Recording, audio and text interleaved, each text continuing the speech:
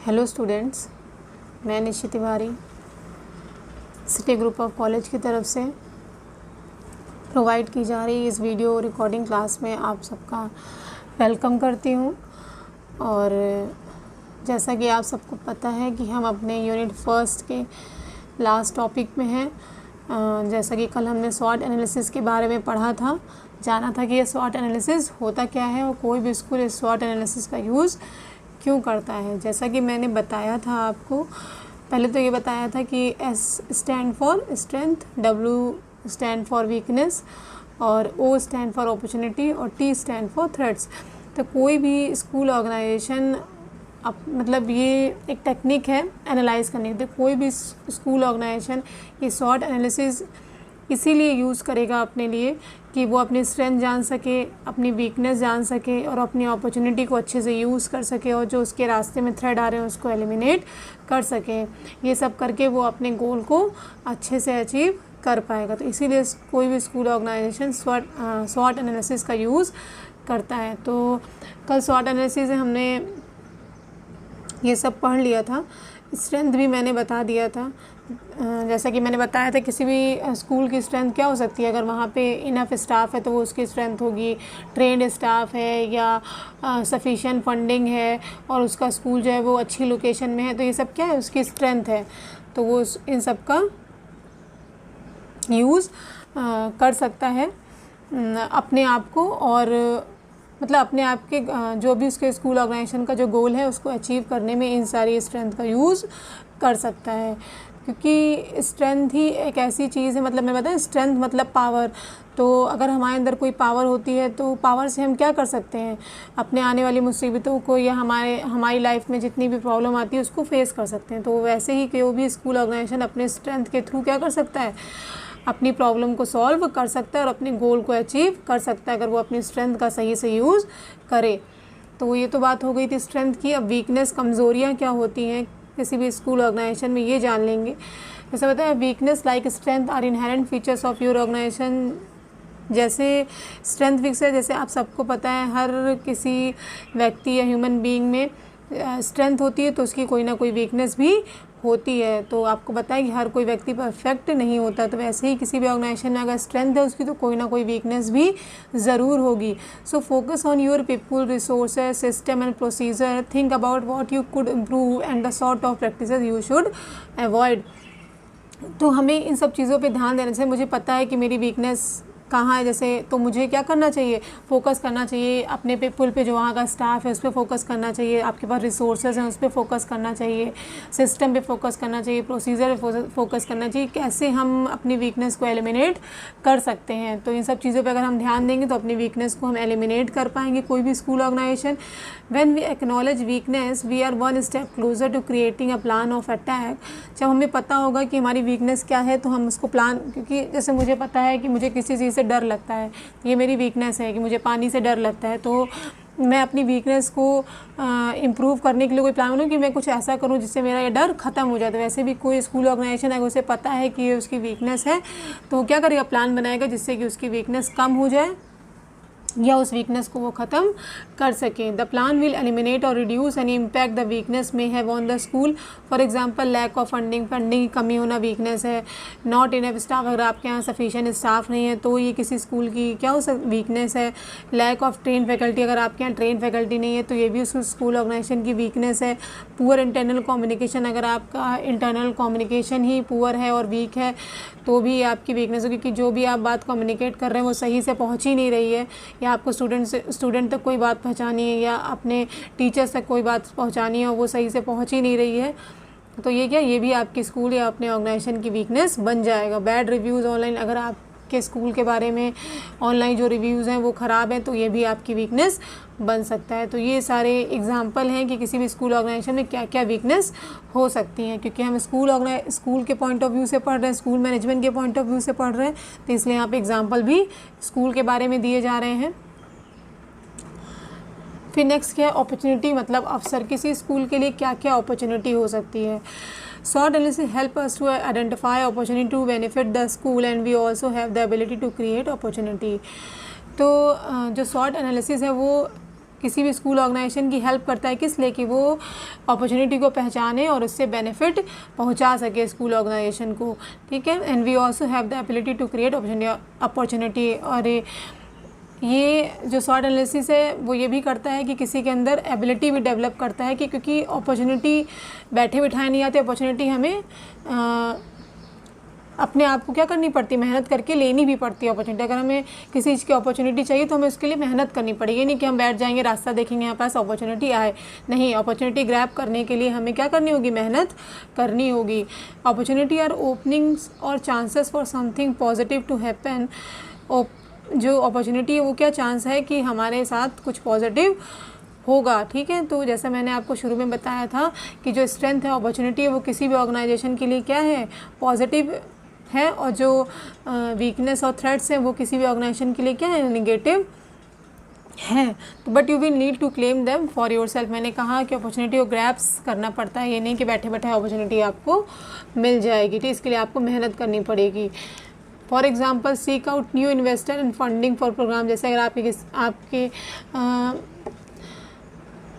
देखो जो अपॉर्चुनिटी है, अपॉर्चुनिटी ऐसे भी डेवलप कर सकते। मुझे पता है कि मेरे अंदर क्या वीकनेस है, तो अगर मैं इस वीकनेस को ख़त्म कर दूंगी या कम कर दूंगी तो मेरे लिए अपॉर्चुनिटी, क्योंकि अगर मैं डर ही अपने अंदर का ख़त्म कर दूंगी तो मेरे पास अपॉर्चुनिटी या मेरे पास मौके बढ़ जाएंगे। तो वैसे भी अगर किसी स्कूल ऑर्गेनाइजेशन में कोई वीकनेस है और वो अपनी वीकनेस को कम कर देता है या एलिमिनेट कर देता है या रिड्यूस कर देता है तो उसके पास और सारी अपॉर्चुनिटी आ सकती है। तो वैसे ही जैसे मैंने बताया कि अगर किसी स्कूल की ये वीकनेस है कि वहाँ फंडिंग कम है, तो कोई भी स्कूल इसको एक अपॉर्चुनिटी की तरह कैसे ले सकता है कि वो अपने इन्वेस्टर बढ़ा ले, ठीक है।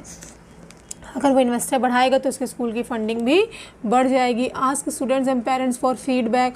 जैसे मैंने बताया कि अगर कुछ स्कूल की ये वीकनेस है कि उसके जो रिव्यूज़ हैं, जो फीडबैक हैं वो बैड है, मतलब ख़राब हैं, तो हम अपने स्टूडेंट्स या अपने पेरेंट्स को, जो हमारे स्कूल के स्टूडेंट्स या पेरेंट्स हैं उनको मतलब कामली या पीसफुली ये समझा सकते हैं कि आप हमारे स्कूल के बारे में अच्छे अच्छे रिव्यू ऑनलाइन दें। तो इसके थ्रू क्या आप अपनी वीकनेस को एलिमिनेट किया और अपने लिए अपॉर्चुनिटी बनाई। आपको उसके लिए मेहनत करनी पड़ी। वैसे ही मैंने कहा अगर आपको अपॉर्चुनिटी चाहिए तो आपको उसके लिए मेहनत करनी होगी। तो अपॉर्चुनिटी ये हो गई। नेक्स्ट क्या है, थ्रेट्स मतलब किसी भी ऑर्गेनाइजेशन के लिए कोई भी चीज़ अगर ख़तरा है तो उसको भी कम करना चाहिए। तो थ्रेट्स स्वॉट एनालिसिस के थ्रू कोई भी स्कूल अपने थ्रेट्स पहचान सकता है। तो थ्रेट्स को आइडेंटिफाई करने के लिए भी कोई भी स्कूल क्या करता है, स्वॉट एनालिसिस का यूज़ करता है। तो threats include anything that can negatively affect your school. मैंने कहा कि थ्रेट्स और जो वीकनेस है वो क्या नेगेटिव इफेक्ट डालते हैं किसी भी स्कूल ऑर्गेनाइजेशन में। We acknowledge threats to create a plan because if we don't understand the threat it can't be dealt with accordingly. तो हमें थ्रेट से लड़ने के लिए हमें उसके लिए प्रॉपर एक प्लान बनाना होगा, ठीक है। प्रॉपर प्लान बना कर हम अपने उन खतरों से क्या कर सकते हैं, बच सकते हैं। Let's look at some threats. कुछ थ्रेट्स होते हैं किसी स्कूल में, जैसे पुअर प्लानिंग ऑफ एक्टिविटीज़। अगर आपने कोई एक्टिविटी आपको अपने स्कूल में करानी है और उसकी प्लानिंग ही ख़राब हो गई है तो वो आपके लिए क्या खतरा हो सकता है, क्योंकि एक्टिविटीज़ में कितने बच्चे पार्टिसिपेट करेंगे और कितने उन लोगों के पेरेंट्स भी होंगे जो देखने आएंगे अपने बच्चों की एक्टिविटी को। तो अगर वो प्लानिंग ही ख़राब हो जाएगी तो उसका इम्पैक्ट गलत पड़ेगा, जो कि किसी स्कूल ऑर्गेनाइजेशन के लिए खतरा बन सकता है। पेरेंट कंप्लेंट्स, अगर किसी स्कूल में वहाँ के बच्चों के पेरेंट्स को बहुत सारी कंप्लेन है स्कूल से रिलेटेड, तो ये भी उसके लिए ख़तरा बन सकता है। पुल्ड फंडिंग, अगर आपने 4-5 जगह से फंडिंग ले रखी है तो ये भी एक ख़तरा है कि कोई भी ऐसा समय आ सकता है जब आप डेप्ट में जा सकते हैं। एम्प्लॉय स्ट्राइक, मान लो अचानक से स्ट्राइक, जो वहाँ के स्टाफ है वो स्ट्राइक कर देता है तो भी ये खतरा बन सकता है किसी भी स्कूल ऑर्गेनाइजेशन के लिए। तो आई थिंक आपको ये समझ में आएगा कि किसी भी स्कूल ऑर्गेनाइजेशन की क्या क्या स्ट्रेंथ हो सकती है, क्या क्या वीकनेस हो सकती है, क्या क्या अपॉर्चुनिटी हो सकती है और क्या क्या थ्रेट्स हो सकते हैं।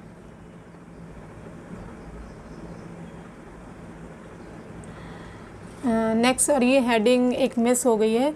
यहाँ पे हेडिंग होगी कि एक टीचर के अंदर कौन कौन सी क्वालिटी चाहिए स्वॉट एनालिसिस को कंडक्ट करने के लिए। तो स्वॉट एनालिसिस को कंडक्ट करने के लिए सबसे पहले तो किसी टीचर के अंदर क्या मैनेजरियल स्किल होनी चाहिए स्वॉट एनालिसिस को कंडक्ट करने के लिए। अगर देखती हूँ, अगर यहाँ पे हाइलाइटर चलता है तो आपको हेडिंग डाल देती हूँ जिससे आपको याद रहेगा। Just wait.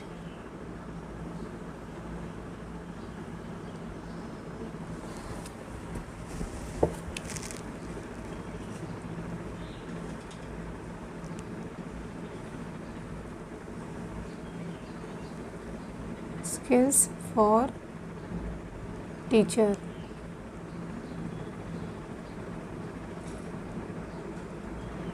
स्पेलिंग आ नहीं पा रही है, आप समझ जाएंगे। तो skills for teachers for what? For conducting स्वॉट एनालिसिस इन स्कूल। स्कूल में स्वॉट एनालिसिस कंडक्ट कराने के लिए किसी टीचर के अंदर क्या क्या स्किल्स होनी चाहिए, इसके बारे में बात करेंगे।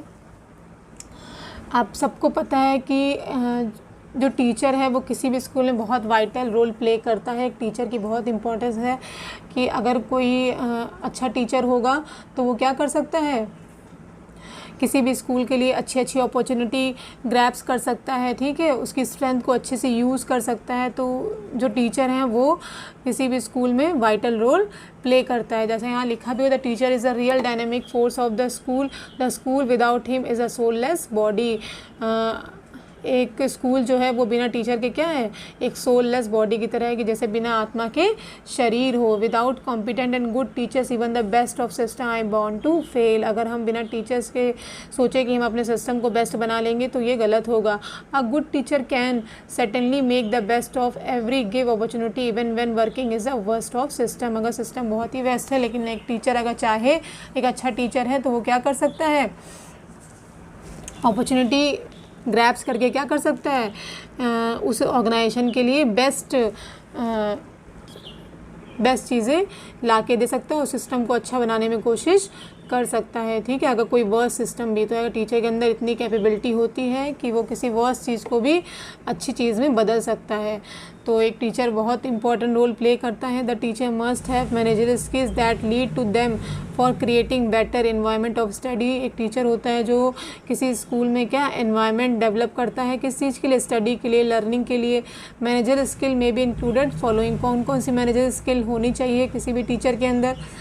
पहली है प्लानिंग। जब हमने क्लास मैनेजमेंट पढ़ा था तब भी हमने पढ़ा था कि एक टीचर के अंदर प्लानिंग की क्वालिटी होनी चाहिए। अगर वो किसी भी काम को बिना प्लानिंग के करेगा तो वो इतना इफेक्टिवली नहीं कर पाएगा। तो वैसे अगर स्वॉट एनालिसिस को कंडक्ट करना है तो टीचर के अंदर ये मैनेजर स्किल, मतलब प्लानिंग मैनेजर स्किल टीचर के अंदर होनी चाहिए।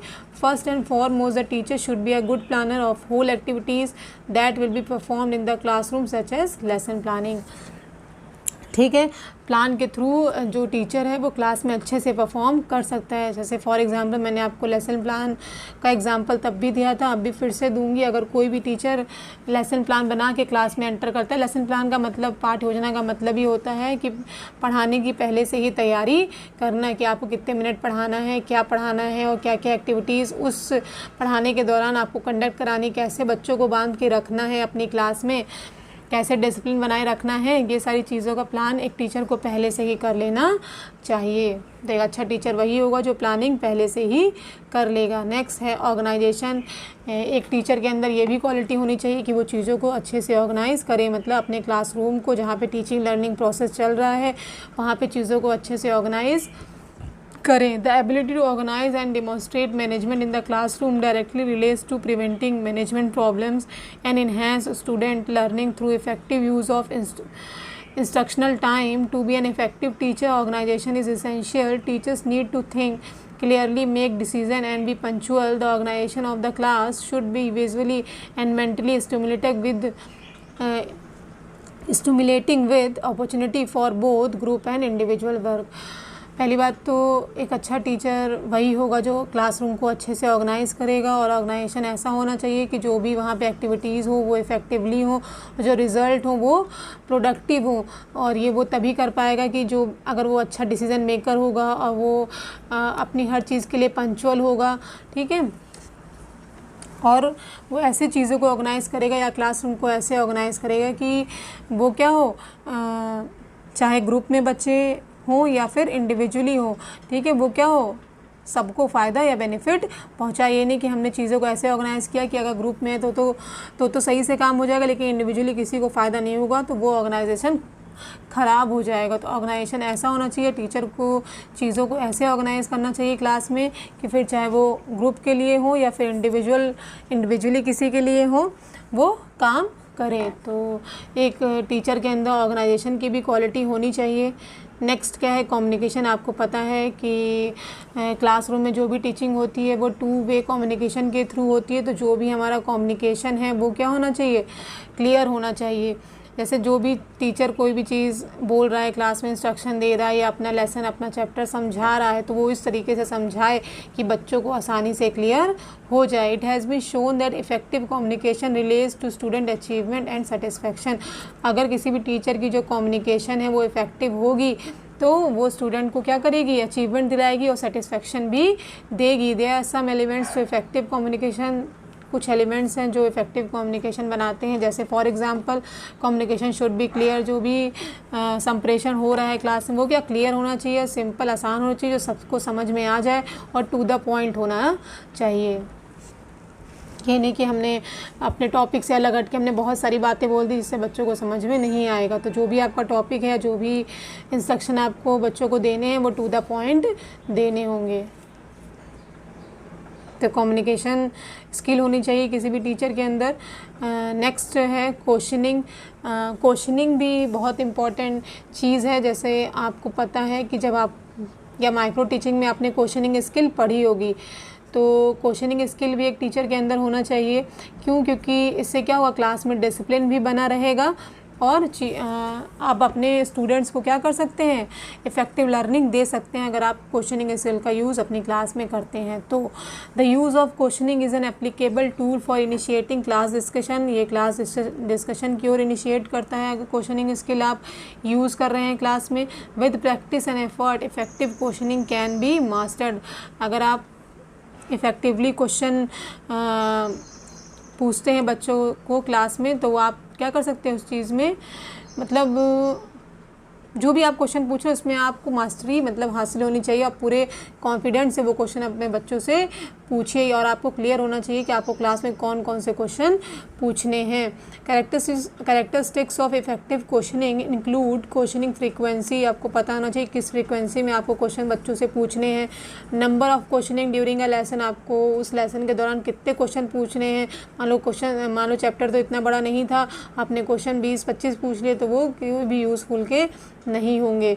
Prompting additional questioning to arrive at an appropriate response. ऐसे क्वेश्चन हो चाहिए कि जिससे रिस्पॉन्स सही से बच्चों से मिल सके। मतलब हम ऐसे क्वेश्चन पूछे थे बच्चों के रिस्पॉन्स ही नहीं मिल रहे हैं, तो ऐसे क्वेश्चन पूछने का कोई भी फ़ायदा नहीं है। तो क्वेश्चनिंग भी अच्छी होनी चाहिए क्लास में। नेक्स्ट है फीडबैक। फीडबैक भी बहुत ज़रूरी है किसी भी टीचर के लिए। अगर फीडबैक टीचर को अगर अच्छा मिलेगा तो वो अपने काम को और इफ़ेक्टिवली करेगा। तो वो जो फीडबैक है वो क्लासरूम में किससे मिलेगा, स्टूडेंट से मिलेगा टीचर को। कि अगर किसी भी टीचर को टाइम टू टाइम फीडबैक मिलेगा तो वो उसके काम की जो एक्यूरेसी होगी या जो प्रोडक्टिवनेस होगी वो बढ़ जाएगी। और ये जो फीडबैक है वो क्या रिटर्न भी हो सकता है, ओरली भी हो सकता है, वो किसी भी फॉर्म में हो सकता है। तो फीडबैक भी बहुत ज़रूरी है।